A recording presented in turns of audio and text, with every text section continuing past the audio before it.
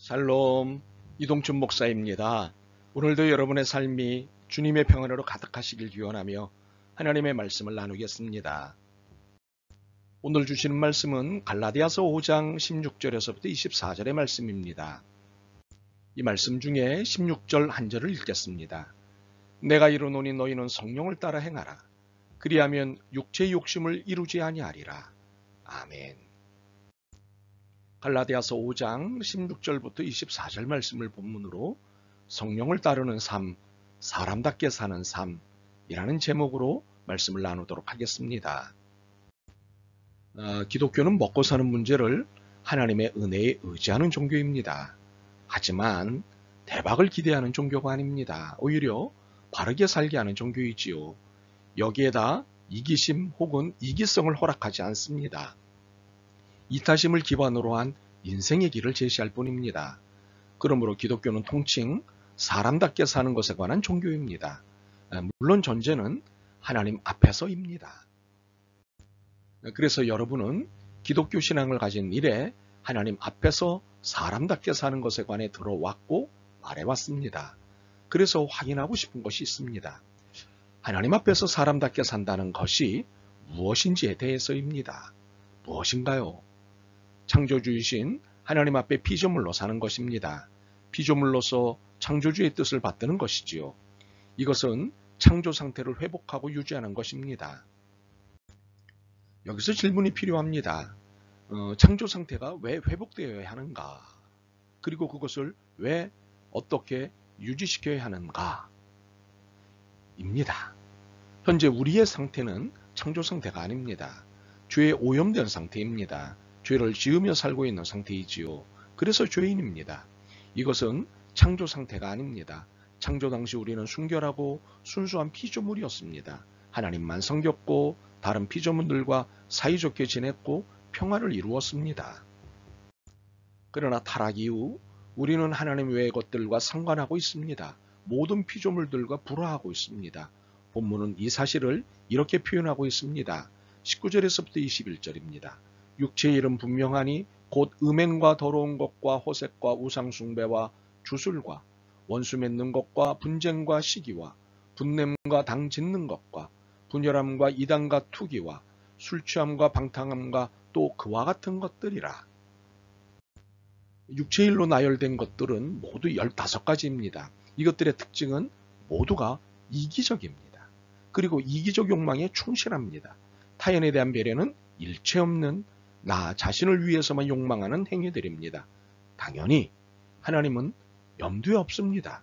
오직 욕망하는 자기 자신만 있을 뿐입니다. 분명히 이것은 하나님 앞에서 사람답게 사는 모습이 아닙니다. 그런데 이것이 사람다운 것이라고 부추기는 학문이 있습니다. 심리학입니다. 심리학 중에도 프로이트의 입장에 있는 심리학은 인간의 본능으로서의 욕망을 경배합니다. 이 욕망에 충실한 것이 사람이라고 사람다운 것이라고 설득합니다. 논리적으로는 설명이 틀리지 않습니다. 인간 위로의 차원에서는 오히려 설득력이 있습니다. 그러나 성경적으로 볼 때 전적으로 동의하기 어렵습니다. 부분적으로 공감하고 동의는 할 수 있지만 전적인 수용은 어렵습니다. 성경은 하나님을 배제한 채 이기적으로 욕망하는 모든 것에 대해 죄라고 규정하기 때문입니다. 21절에 보시면 전에 너희에게 경계한 것 같이 경계하노니 이런 일을 하는 자들은 하나님의 나라를 유업으로 받지 못할 것이요. 그러므로 육체의 일은 어떤 변명으로도 죄에서 면피될 수 없습니다. 그렇다면 하나님 앞에서 사람답게 사는 것은 어떤 것일까요? 16절에서부터 17절입니다. 내가 이르노니 너희는 성령을 따라 행하라. 그리하면 육체의 욕심을 이루지 아니하리라. 육체의 소욕은 성령을 거스리고 성령은 육체를 거스르나니 이둘이 서로 대적함으로 너희가 원하는 것을 하지 못하게 하려 함이니라. 그것은 성령을 따라 사는 삶입니다. 그렇다면 성령을 따라 사는 삶은 어떤 것일까요? 16절에서부터 17절에 따르면 우선은 육체의 욕심을 따라 살지 않는 것입니다. 그리고 육체의 유혹에 대적하는 것입니다. 살펴보겠습니다. 먼저 육체의 욕심을 따라 살지 않는다는 것은 19절에서부터 21절을 통해 이미 이해한 바입니다. 육체의 일은 분명하니 곧 음행과 더러운 것과 호색과 우상숭배와 주술과 원수 맺는 것과 분쟁과 시기와 분냄과 당짓는 것과 분열함과 이단과 투기와 술취함과 방탕함과 또 그와 같은 것들이라. 그러면 우리 안에 이런 욕심들이 올라올 때 안 돼 하고 억누르면 되는 것일까요? 그러면 이런 욕심들이 그래 하고 다시 수면 밑으로 내려갈까요? 아닙니다. 그리 쉽게 내려갈 상대가 아닙니다. 죄에 빠진 욕심은 결코 쉬운 상대가 아닙니다. 그렇다면 육체의 유혹에 대적하면 될까요? 17절입니다. 육체의 소욕은 성령을 거스르고 성령은 육체를 거스르나니 이 둘이 서로 대적하므로 너희가 원하는 것을 하지 못하게 하려 함이니라. 많은 경우 이 17절의 말씀을 내가 육체의 유혹을 대적할 수 있다는 말씀으로 해석합니다. 유감스럽지만 나라는 존재는 육체의 유혹을 받을 수는 있어도 대적하거나 물리칠 수 있는 힘이 없습니다. 이것은 사실입니다. 18절을 보십시오. 너희가 만일 성령의 인도하시는 바가 되면 율법 아래 있지 아니하리라.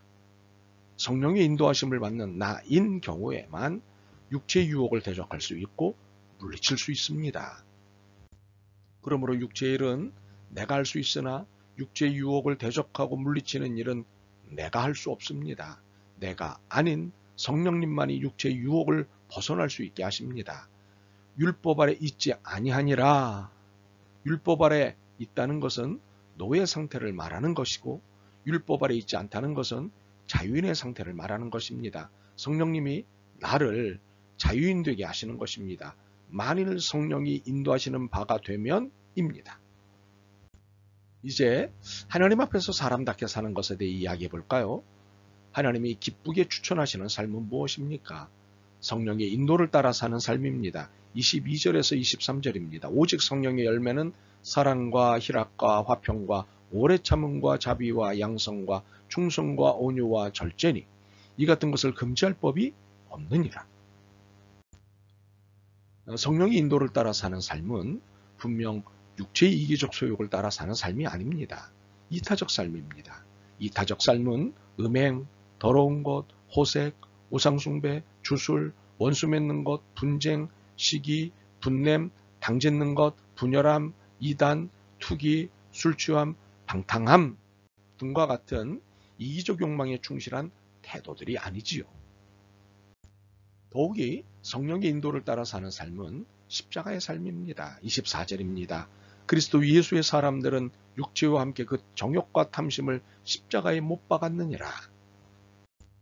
그러므로 하나님 앞에서 사람답게 사는 것은 나와 내 안의 이기적 욕망들을 함께 십자가에 못 박아버리는 것입니다.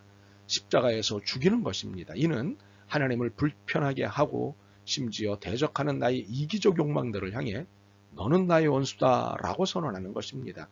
그리고 성령의 인도하시는 바를 따라 육체가 원하는 것을 하지 못하게 하는 것입니다. 솔직히 성령의 인도하심을 따라 사는 삶 앞에는 많은 난관이 있습니다. 우선은 육체적 도전이 만만치 않습니다. 육체의 유혹이 현란하게 혼란을 줍니다. 세상은 육체의 이기적 욕망이 유리하도록 일체의 논리와 변명을 개발해 놓았기 때문입니다. 욕망을 당연시하고 미화한 변명에 의해 경쟁은 미덕이 되었고 순위는 자연스러운 것이 되어 있습니다. 여기에 많은 그리스도인들이 신앙을 보이고 있습니다. 그러나 이것은 잘못하는 것입니다. 어떤 이유로도 이것은 이기적 욕망에 근거한 것이고 이를 부추기는 것이기 때문입니다. 이 육체적이고 육체의 일은 하나님 나라를 유업으로 받을 수 없습니다. 혹시 육체가 나는 열심히 살았다라는 말로 이기적 욕망을 변명할 것입니다. 물론 최선과 열심 그 자체가 잘못될 이유는 없습니다. 문제는 최선과 열심이 무엇에 대한 것이냐입니다. 이타적 최선과 열심이냐 이기적 최선과 열심이냐가 신앙의 문제입니다. 자, 그러므로 분명히 합시다. 그리스도인은 자신이 원하는 삶을 사는 사람입니까? 하나님이 원하시는 삶을 사는 사람입니까? 후자입니다. 하나님이 원하시는 삶을 사는 사람입니다. 그렇다면 성령을 따라 살아야 합니다. 성령이 살게 하시는 대로 살아야 합니다. 사랑과 희락과 화평과 오래 참음과 자비와 양성과 충성과 온유와 절제의 삶을 살아야 합니다.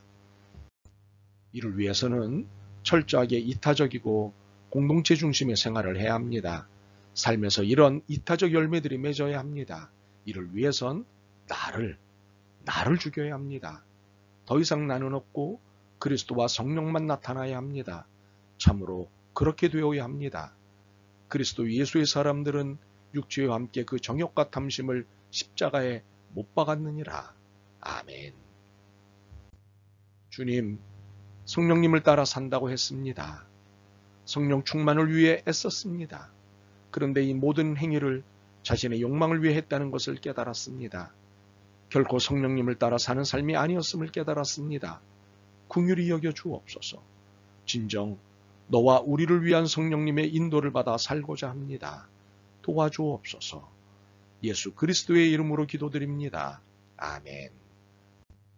오늘도 여러분의 믿음과 삶을 응원합니다. 사랑합니다.